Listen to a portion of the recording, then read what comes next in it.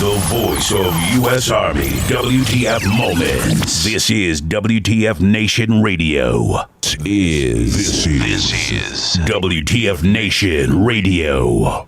Everything stated on WTF Nation Radio is to be considered the opinion of the person that stated it, and not an official representation of WTF Nation Radio or U.S. Army WTF Moments. Price does not include tax, title, or license. Some assembly required. Each item sold separately. Batteries not included. Objects in mirror are closer than they appear. If conditions persist, contact a physician. Individual results may vary. Keep out of the reach of children. Avoid prolonged exposure to direct sunlight. Keep in a cool, dark place. And please enjoy the show. Shots.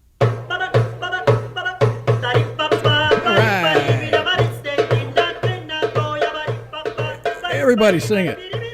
Everybody knows the words, right?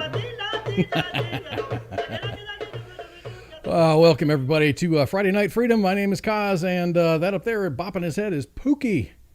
We are the WTF Nation Radio, and here we are on Friday. Today's the 23rd day of July, 2021. Oh, the year's half over, man. Nuts. It's nuts. This is going by so quick. I don't know what happened to the first half of the year, man. I really don't. It's a complete blur. It's kind of moved along differently than the COVID year. What was that, 2020 with all the shutdowns? 2020, that'll go down in infamy as one of the worst years of human history. I highly doubt that, but just saying, modern human history, I guess. I think it would go down in history as the year of piss poor governance, local governance.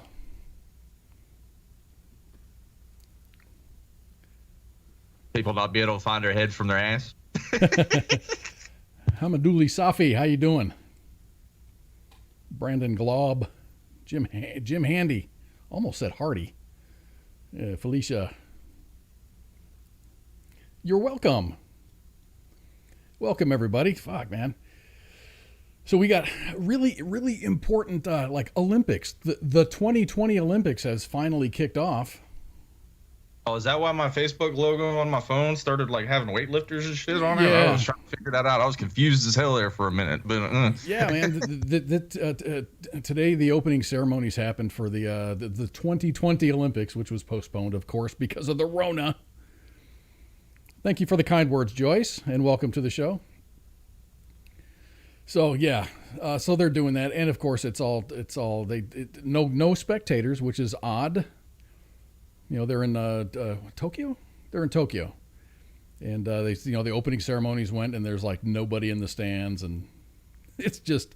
They're on a hardcore lockdown in Japan right now, I believe. They are, and I get it. And I mean, you got to do what you got to do. They've already had some athletes, I guess, come down with the Rona.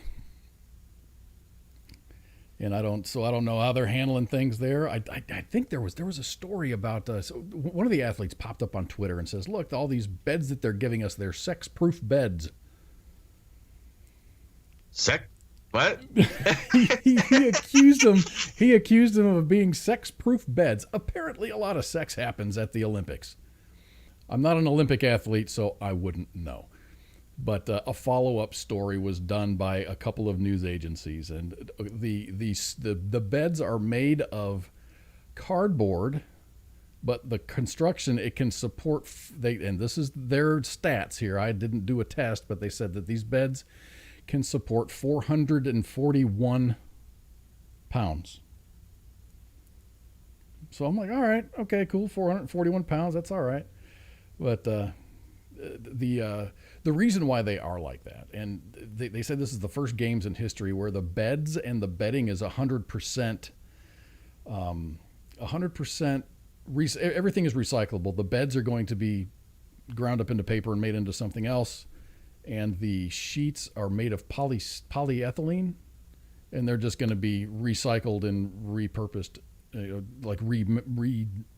reconstituted into other plastic things. Is that for like the green kind of thing, or is that for sanitation? No, it's the green kind of thing. They're kind of making trying to make a sustainable type of sustainable.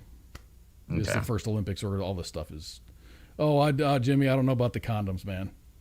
But they did have like 150,000 condoms on hand free to grab, whatever. But hey, the Olympics. You ain't breaking beds, you ain't doing it right. That's all I gotta say, man. If you ain't breaking beds, you ain't doing it right, huh? So here I was thinking, I'm like, I hope, just, don't be these people. When surrounded by losers, be leaders.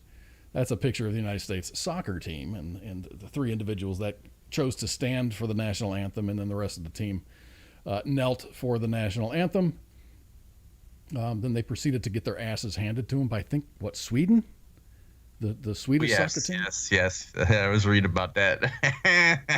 Karma. So, yeah. Don't be a kneeler, please. It's just, just don't. This is not the time.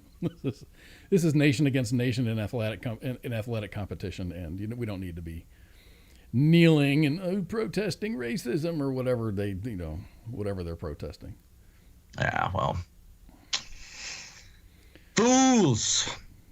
It's been an exciting week. It hasn't been that exciting of a week as far as news stories and stuff. So it's been kind of flatline as far as that goes. But Bezos kind of went to the upper atmosphere.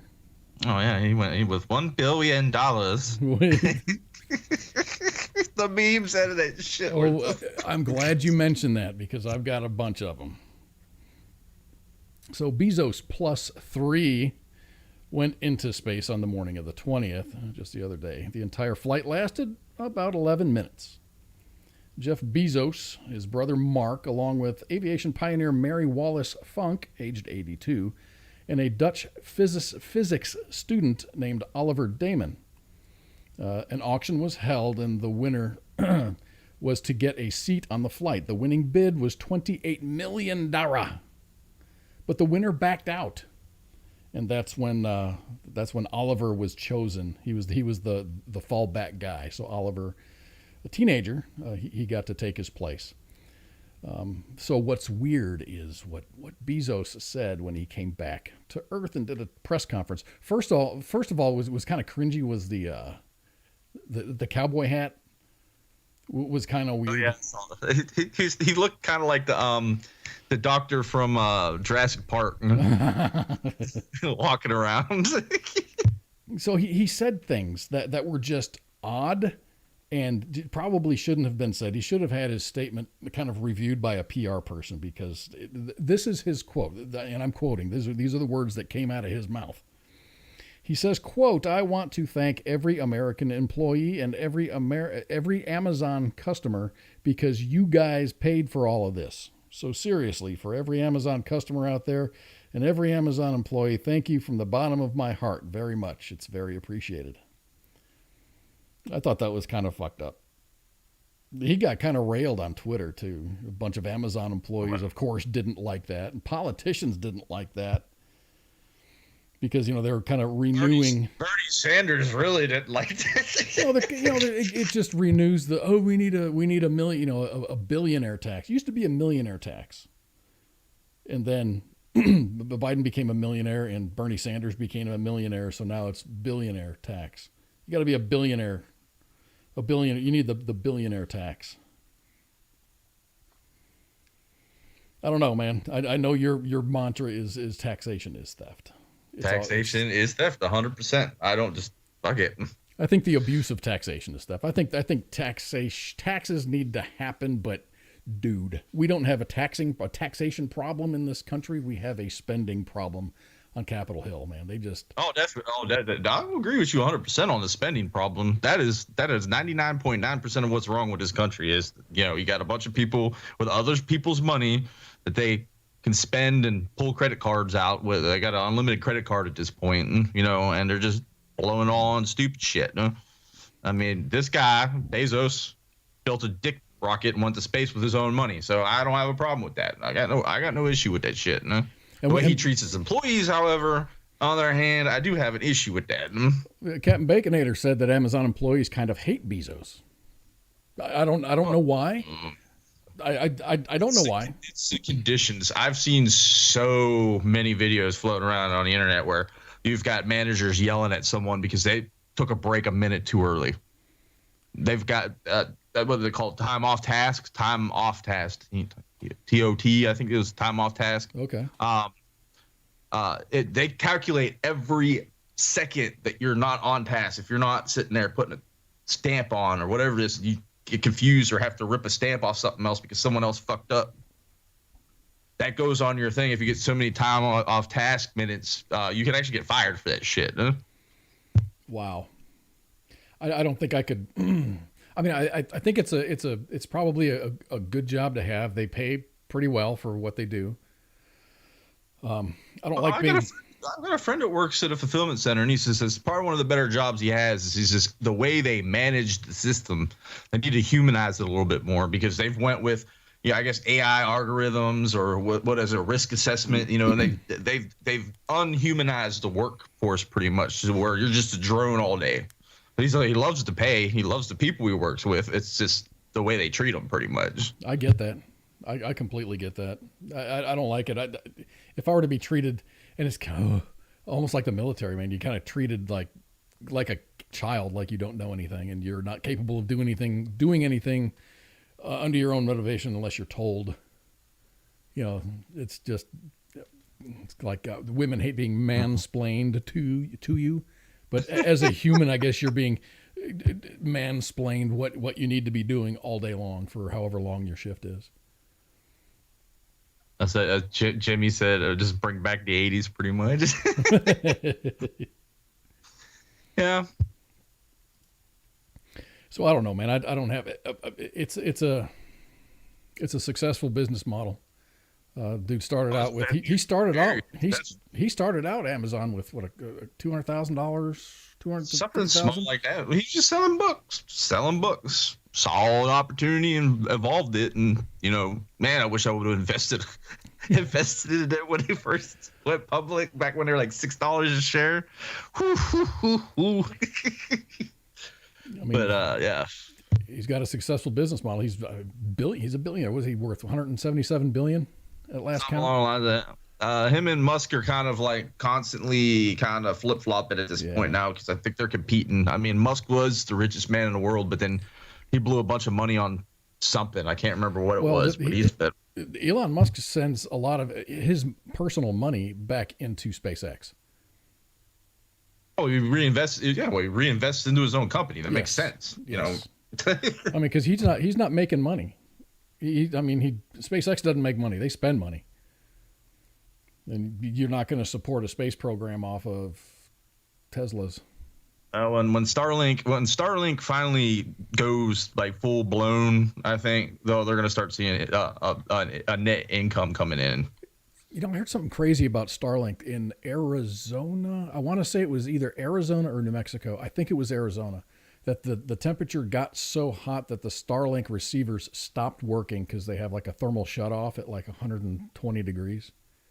Not that the ambient temperature was 120 degrees in Arizona, but it was, it's just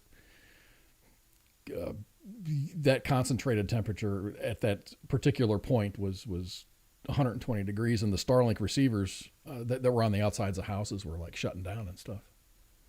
I mean, you have to have a heat shut off on computers and stuff like that and electronics. I mean, it just makes sense. Yeah, man, that's crazy. I wonder if you just put like some kind of a solar shield over there so you're not getting the brute force of the sun every day, or some sort of misting. Mist the receiver with cool water, like a swamp cooler kind of effect. Huh? In the story I read, there was a guy that was outside with a hose, and he was hosing down his receiver so he could have internet. I mean, you got to do what you got to do. I mean, if you're relying, especially, if that's your internet source and you work from home. I've heard some amazing stories about that system. I just don't know what it's going to look like when it goes full.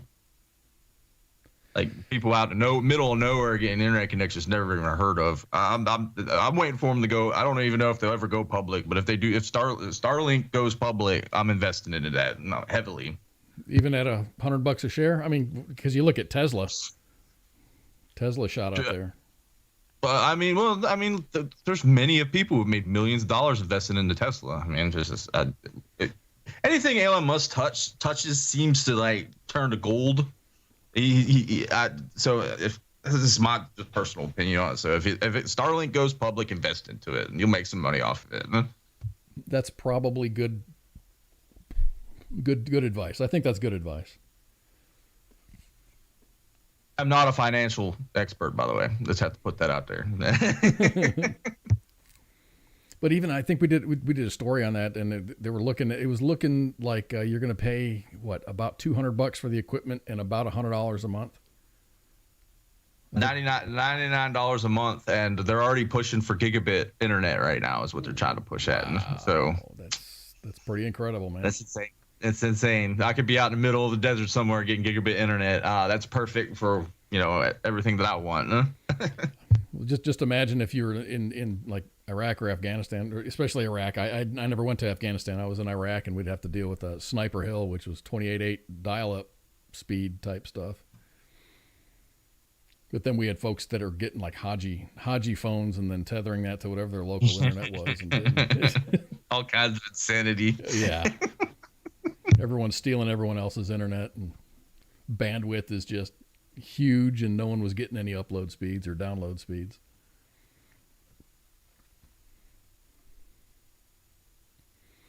So, we talked about earlier, your mantra is taxation is theft. Yes, it is. So there's a politician, a left-leaning politician. There it is. Taxation is theft. Exactly. So there was so much of a uproar, I guess, of this space tourism, and just Bezos blasting off into space, and all these other, and who did it last week? Branson, Branson. Virgin Mobile owner, Virgin Records, Virgin Mobile. So now there's a politician in Oregon, and he decided that he says people who buy joy rides in the final frontier could soon find an additional charge on their bill. U.S. Representative Earl Blumnauer, Democrat, Oregon, plans to introduce legislation called the Securing Protections Against Carbon Emissions Tax Act, which is the acronym for that is SPACE. It's called the Space Tax Act, which would impose new excise taxes on space tourism trips. He says, quote, space exploration isn't a tax-free holiday for the wealthy. Just as normal Americans pay taxes when they buy an airline tickets, billionaires who fly into space to produce nothing of scientific value should do the same. And then some, he said. There would be two taxation tiers, one for suborbital flights and another for missions that reach orbit. The statement did not reveal how much the tax would be in either case, or how it would be collected, and what purpose the monies collected would be earmarked for.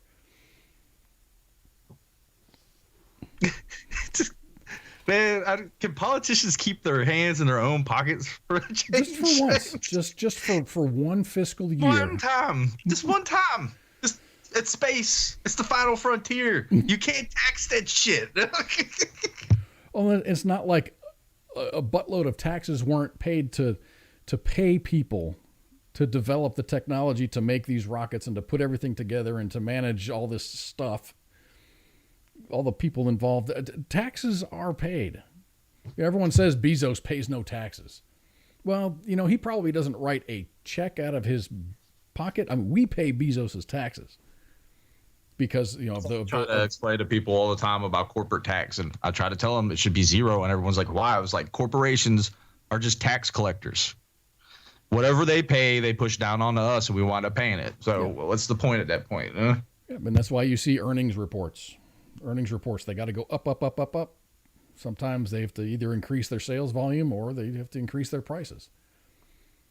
It's tax the churches. I agree with that. Kind of iffy on that. Nope. Taxation's theft. Nope. At least have something. I mean, these folks. I mean, you get preachers out there, especially the evangelists. Those ones, silver-tongued devils. I do not like them. The super churches that do nothing for the community. What's his name? Down there in Houston, who refused to let them poor people up in his church. Mattress Mac did a better job. He let everyone in. Said screw it. Mm-hmm. What's his name? Olstein. Yeah, That dude John, is a Joe. slime ball. I don't care what oh, That dude drives around in a $250,000 Ferrari. yes, Because his home is like a $400 million home or something like that. I don't know, might misquote me on that, but it's a freaking mansion. And that's a lot in Texas. $400 million for a house. That's a lot of That's dollars. me saying that. That's not, that's just me saying. I don't know if that's real or not. I mean, I would assume it's a $400 million home. You know what is real? I had one of those things where if I get the millions and millions and millions of dollars in crypto and cash out at some point, I can live anywhere in the United States. Where would I want to live? And I'm like, let's check out Aspen, Colorado. So I looked at some real estate in Aspen. One of the first houses I looked at was a 1,700 square foot house. Perfect for me. It's just me. 1,700 square feet. This dude was $8,500,000. Get gone with that. Nope. I'll move to Montana somewhere in the mountains. Screw that. Nope. So I read some of the details on that house in Aspen, and it was just this old gray house, and I'm like, there's nothing special about that, but it was built in like 1850. So That's why it's like a historical value to it or something. Historical value, very much so. Montana's not that cheap either. Oh, well, see, I'm a land guy. If I can get my hands on, like, I don't know, maybe 1,000 acres, 2,000 acres, I'm fine at that point. I don't need a house on it. I build my own damn house. I mean, I had land in Three Forks. I had 5 acres in Three Forks, and I sold that 2-3 years ago for like $40,000, which was a lot less than what I actually paid for it. But I got out. I got out of it, which is what I wanted, because to build a house, especially in Three Forks, it's so expensive, and there's not a lot of jobs up there in my discipline. So if you're sitting on a couple $1 billion from your crypto, you don't care at that point, right? Yeah, definitely. I wouldn't have a car payment. I'd just have or a house payment. I'd have like a tax statement at the end of the year. Property taxes are generally lower. My daughter lives in, it's between Bozeman and Three Forks, but her rent is like so cheap. She gets free gas, free electricity. That's what I'm talking about. And she's just like, it's just a cool place. She says it's kind of loud because it's right by a train track. I get used to it. Yeah, and she says she's used to it, but it's damn cheap. But both of my kids are finally moved out now. So now my ex-wife is dealing with her empty house. All the kids are gone. Oh no! Okay.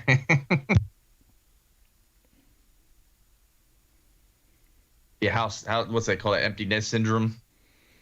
Yeah. So what does that mean? She's probably gonna. I don't know. When we were married, she was wanting to adopt. So I don't know. It's damn near like pulling teeth these days, which I can't wrap my brain around. But so many kids that need parents, so many parents that want kids, but they make it almost impossible to adopt. I understand you got to do like background checks and the whole 9 yards and stuff like that, but they just make it's nuts. I think it's crazy at that point. Yeah, especially going overseas. We've had family friends. They've adopted kids from Russia. My ex-sister-in-law adopted one kid from El Salvador and one kid from Guatemala. I'm like, well, what about all the kids in the country that we live in? I mean, there's lots of kids up there up for adoption that spend all of their lives in foster homes and go bouncing from foster home to foster home. Let's see.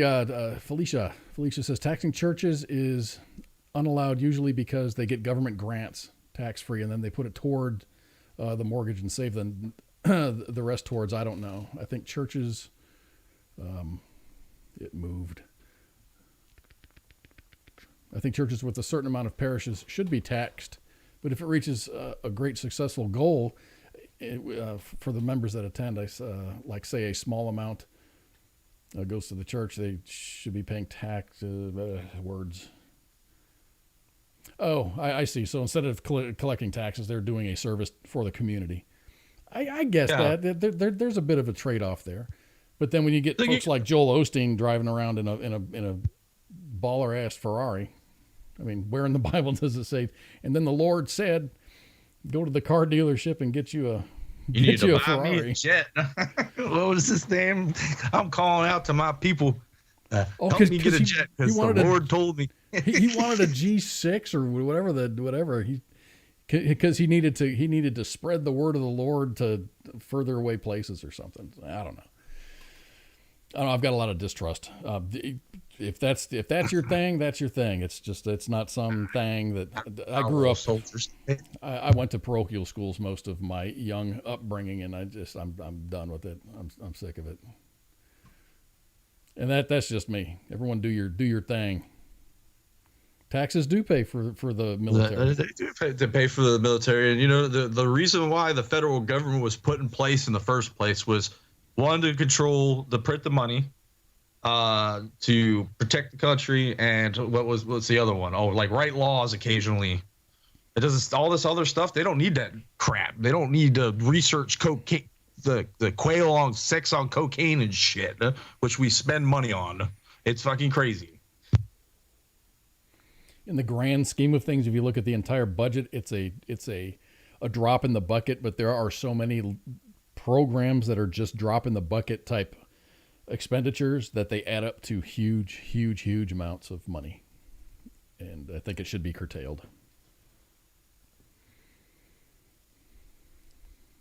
And if I can't balance my checkbook, I go bankrupt, and that's the end of it for me. I lose everything. These guys, they can't balance their checkbook, and they just keep spending. Nothing happens to them. They just print more money, and to me, that's not fair for the people at this point. Huh? Yeah, I'm big on if I can't afford it, if I can't pay cash for it, I don't need it.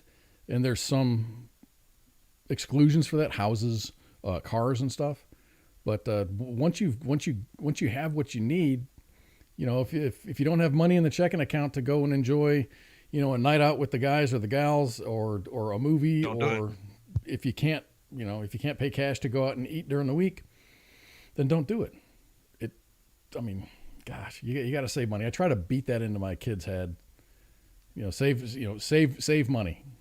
I tell a lot of the younger kids now is not about leaving your money sitting in a savings account somewhere. You got to invest that shit too now, because the way inflation's going, you're only getting 0.1% in an average savings account, maybe 0.15.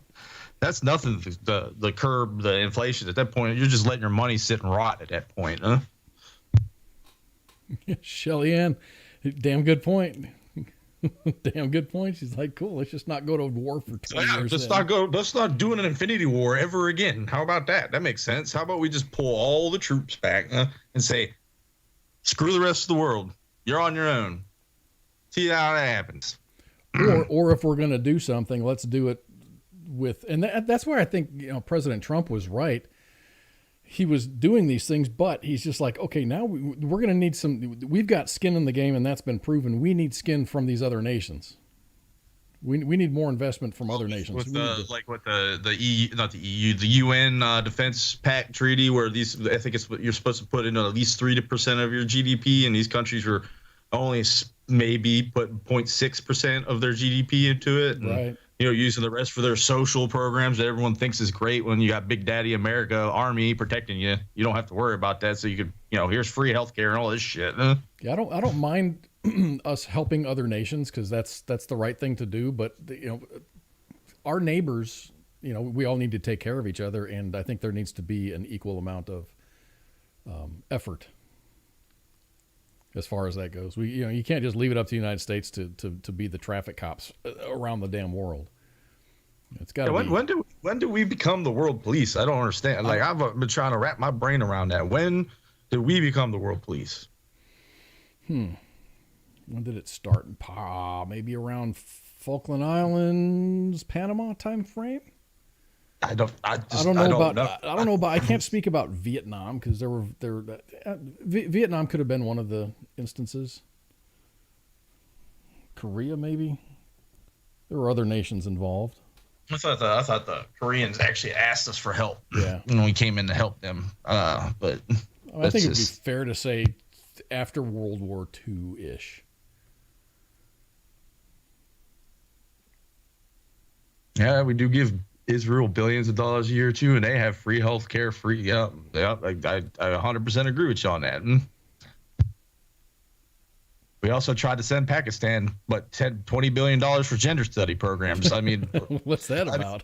You think about it. I mean, I don't know what's going on at this point anymore. Our spending problem is it's a cancer at this point, and this is why I'd like term limits on these old crypt keepers up here, up in the Senate and Congress that have been sitting in their seat since they were like what, in their late 30s, 40s. And they're pushing 80 some years old now. They can barely get their words together without their dentures falling out of their mouth and stuff like that. You know, I know that there's a minimum age. There ought to be maybe a maximum age.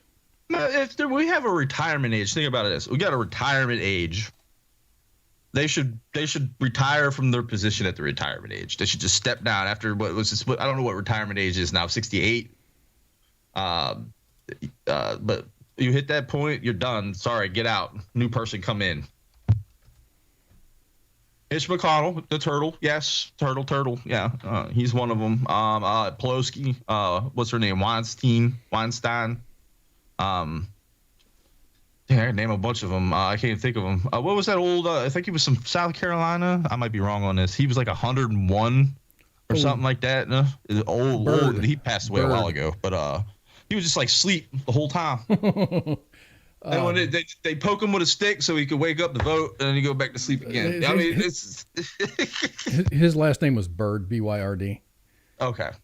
Yeah, I couldn't remember off the top of my head, but I remember my grandfather telling me about this. This dude was like ancient, sitting up there, and he could barely walk around. And you know, at that point, how about mental capacity tests for these guys? You know, I know AOC would probably fail instantly. Not to talk smack, but I'm just saying. Remember Janet Reno. Felicia Hood says that it's time to start to care for the people at home first. Take care of us first. I've been told my entire life, if you cannot take care of yourself, you can't help other people out. You got to take care of yourself first. 100%. That's beaten in my head as a child. If you cannot take care of yourself, don't be donating money to people. Fix your shit first, then worry about other people. Simple as that. Sounds selfish, but in the long run, it makes sense. If I can't take care of me, how the hell am I supposed to take care of you? Take care of your own house. Yeah. First, if you once you're good, then cool. Yes. Clean. Make sure your inside of your house is clean, and if everything is, all the wheels and gears are running nice, and there's no more squeaky wheels, then you can worry about what's going on over here or this and that. No? Unless it causes a direct issue and starts messing with the inside of your house, then you deal with it. No? Yeah. Take care of your allies. But you're not going to be. If you're in a pact with someone, like say, what do they call them, the Big Three, I think, or the Big Four, English-speaking nations like Canada, Alaska, Australia. Ginger. Oh, amen. Because it's also easier to help others who also help themselves. Yes. And Afghanistan's having such a hard time, and they're saying, "Oh, the Taliban's taking over more territory." I'm like, dude, it's not like they're not fighting for anything. I mean, there might be. They just walk in and take over. They're not. In spite of all the training that we've given the Afghan military and stuff, they don't have the fight within them to take back their stuff. And it sucks. It really sucks. Because I've lost friends over there.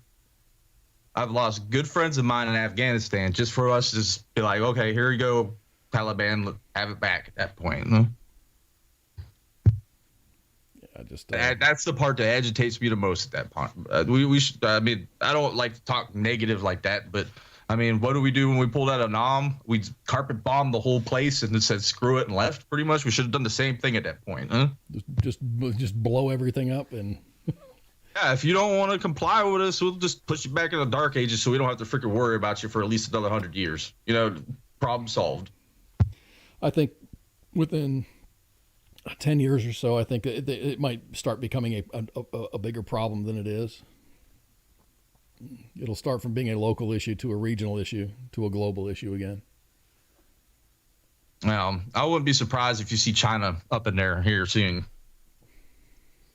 Within the next 20 years, China will be occupying Afghanistan, probably, almost guarantee it. Baconator's like, who's that Board of Education lady that thought the Jewish space lasers were killing Americans? Yep. But he also said, and he put out a number. He says, we owe China $11 billion too. China does own a lot of our debt. Man. I can't wrap my brain around it. We let all our industry go to China, and we started borrowing from China like crazy. I cannot. It just. There's an entire generation before me that has done. This is all culminated because of them. That's all I got to say at that point, huh? It's like you're handing them the keys of the kingdom. If you like, aircraft manufacturers will say, "Okay, we want to open up a manufacturing facility in your country." Well, okay, then everything goes over to China with American engineers and American workers. But guess what? They're training Chinese engineers and Chinese workers, and guess what they're doing? They're copying the plans, and then they're just going to recreate whatever you're creating for a lot cheaper than what you were going to make it. Like the Hummer, I guess, is a good one. GM sent the Hummer over there. I don't know. I think just keep everything in the damn United States.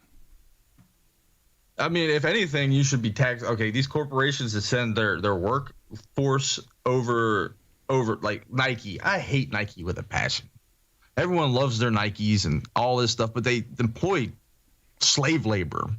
And it blows my mind that these people, like some of these celebrities, will take Nike sponsorships just because, because they want the money. Then they're just pretty much saying, yeah, I agree with child slavery at this point, or forced slavery at that point. Huh? Well, yeah, I mean, but the same is for any computer, pretty much. Or iPhones. You got an iPhone? Yeah, if you have an iPhone. I got Samsung. I think most of the Samsung stuff's made in like Taiwan somewhere or something like that. But pretty sure there's some Chinese microchips floating around in it. Huh? But the thing is, when I'm buying something, it's not on the front of my brain going, okay, where was this made? Or how much child labor was going into the picking.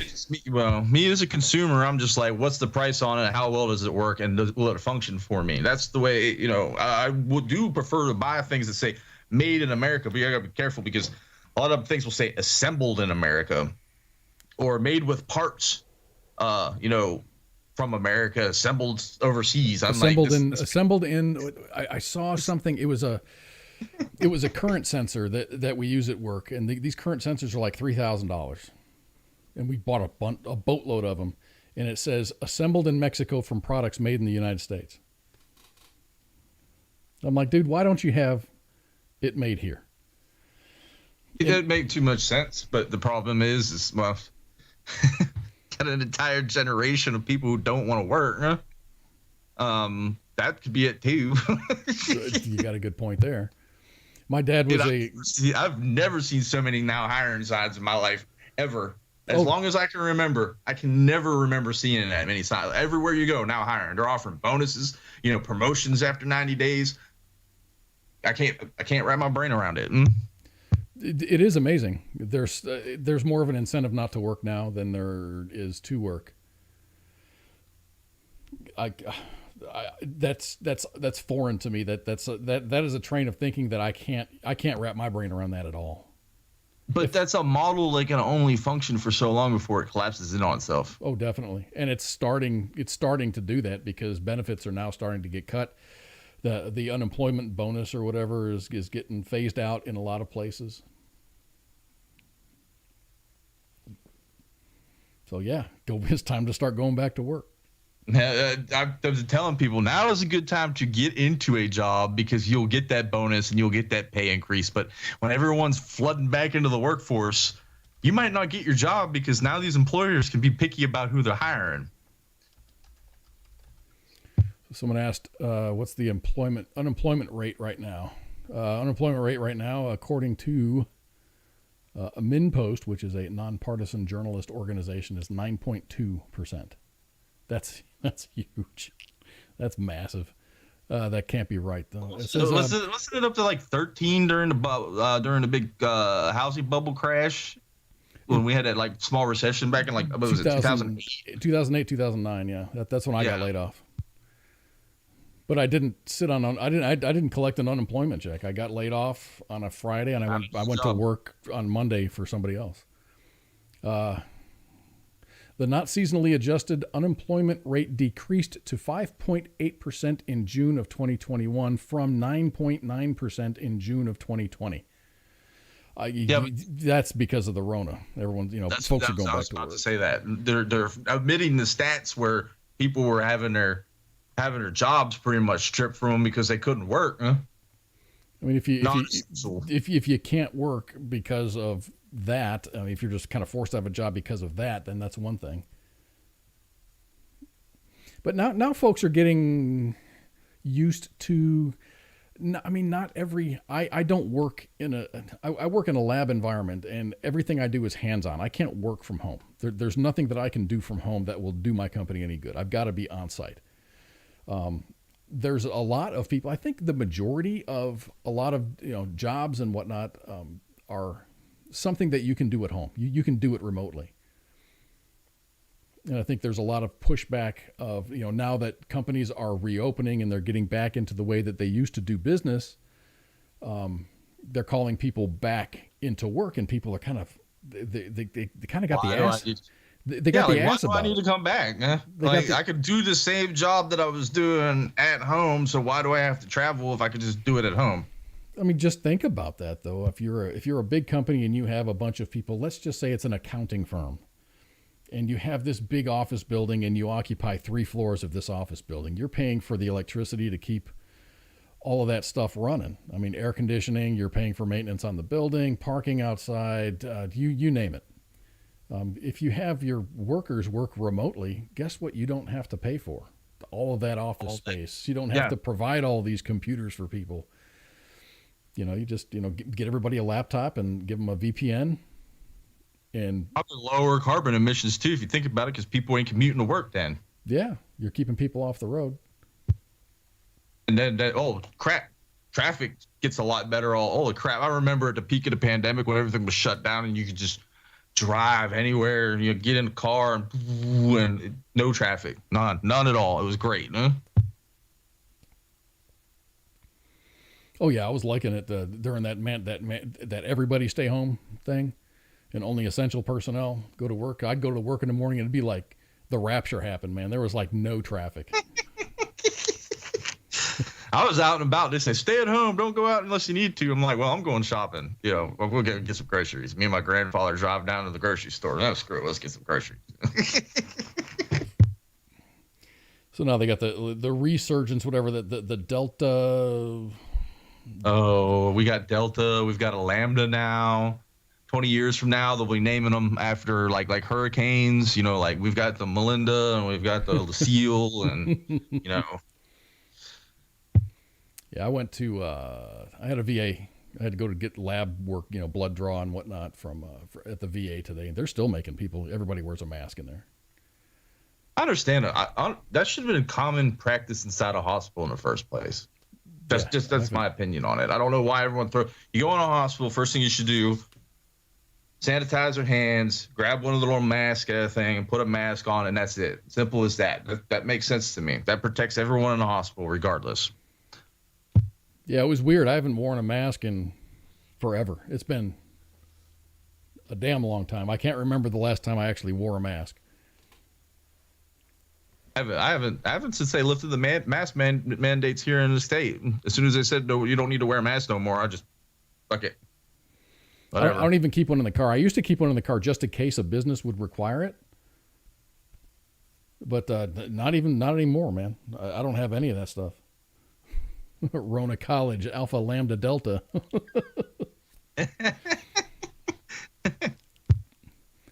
But yeah, it was weird wearing a mask again today. That was kind of strange. and I realized how much I hated it because it was those weird masks that make your glasses fog up and shit. Oh yeah.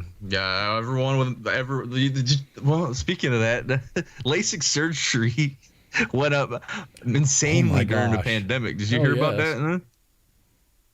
People were getting LASIK surgery because they were sick of their glasses. They're like, I'm done with this. And that would be, if you need a reason to do it, that would be it. Jim Handy says he's wearing a mask right now just in case one of us have COVID. Oh, you're good, man. You're good. You're good. I keep tinfoil in this hat so the Russians can't get into my brain. So I mean, you can't read your thoughts and stuff. So we were talking about taxation being theft, but there's a whole lot of research that's done with American tax dollars. So the government gets money and then they throw research money towards things. But remember we talked about, I forget how long ago this was, but we talked about that Finnish soldier, Imo Koivunen. He took that Pervitin, which was methamphetamine, and then he's the one that skied 250 miles, and he took too much. He kind of freaked out. He kind of freaked out. Took a whole company's dose of methamphetamine, and he was tripping balls for days. Anyway,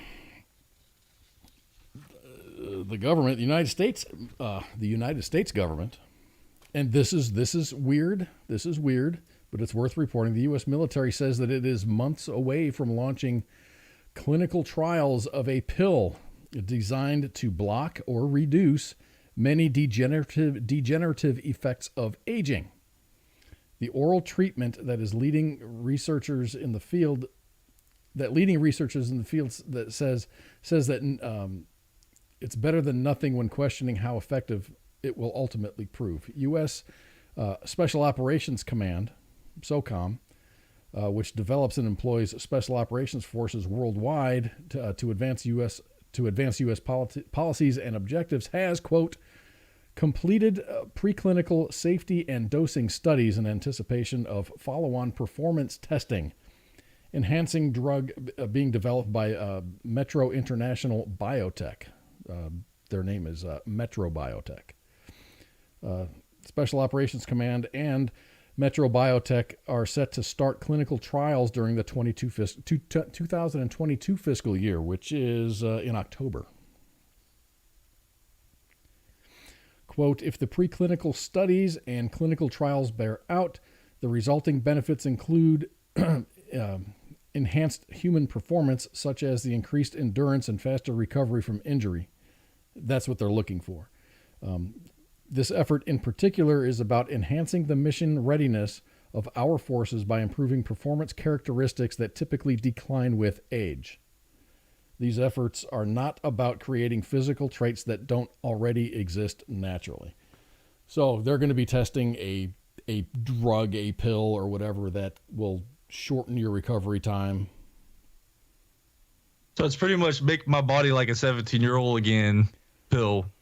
And I could keep fighting until I'm in my 40s and not be all busted up with jacked up knees, jacked up back, screwed up neck, bad hearing, so whole 9 yards. the first thing that I'm thinking of, let's say you have this hot shit car and you want to get some extra horsepower out of that, so you start running, you start running racing fuel or putting octane boost in there, and that's all you run is the top fuel in just a regular engine.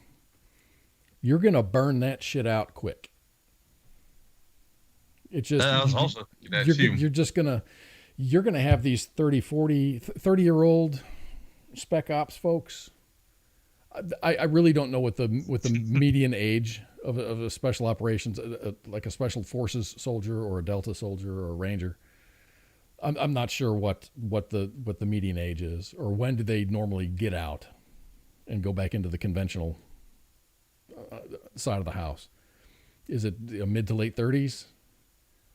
I guess so. I mean, I'm busted the hell and back, and I just did regular duty, you know. So I mean, I don't just imagine with them SOCOM guys. Fucking Jesus. I mean, they're it's not like their knees are going to get better and their back is going to get better and their neck's not going to hurt anymore once they stop taking these freaking pills.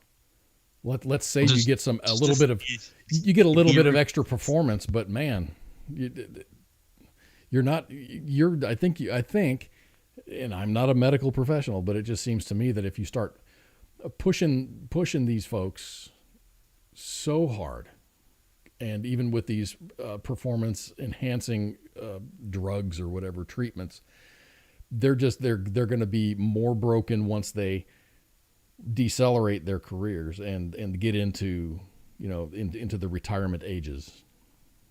They're going to be all of these problems are just going to start going. Hey, you didn't have these problems 3 years ago. Why all of a sudden do your knees hurt and your back hurts and your neck hurts and stuff? That's just crazy. Of all the things they want to test a drug instead of like coming up with like some sort of like, I remember when I first came into the Army, they were advertising this weird like combat suit thing or whatever it was, where it was like bulletproof and it had was that the exoskeleton? Yeah, it had advanced like muscle tissue on the outside where it could lift like 4 times a normal human and crap. And like that's the kind of stuff that they should be working on, not pills. Yeah. Viagra for 40-year-old SOCOM guys, just keep doing what they do. And these guys are badasses all by themselves. They don't need extra drugs. And what does that do to your body? What does that do to you? I mean, hey, well, clinical trials, man. Clinical trials. Yeah, they've already. I mean, they what do they say? They've already set dosing, so now they got to start. They're going to be starting to do regular clinical trials. I don't know. I don't think it's a good idea. I think it's something that maybe should be researched, but I don't know if it should be implemented. It's always good to know. A performance drug is nicotine, caffeine, and hate. It's all you need. Rip it. And you're good to go. Rip it. A big old wad of some school straight cut, right? Boom, right there. And just pure hatred for the world. And you're good to go, man. Good. And with the desire of you're going to make them die for their country. Exactly. It turns you into meat jello. Said that. What was that scene from Predator where so Jesse Ventura they're in a helicopter and he offers one of the guys some straight cut side chew or whatever it is, and the guy turns it down. It's like, what are you talking about? This will turn you into a sexual Tyrannosaurus.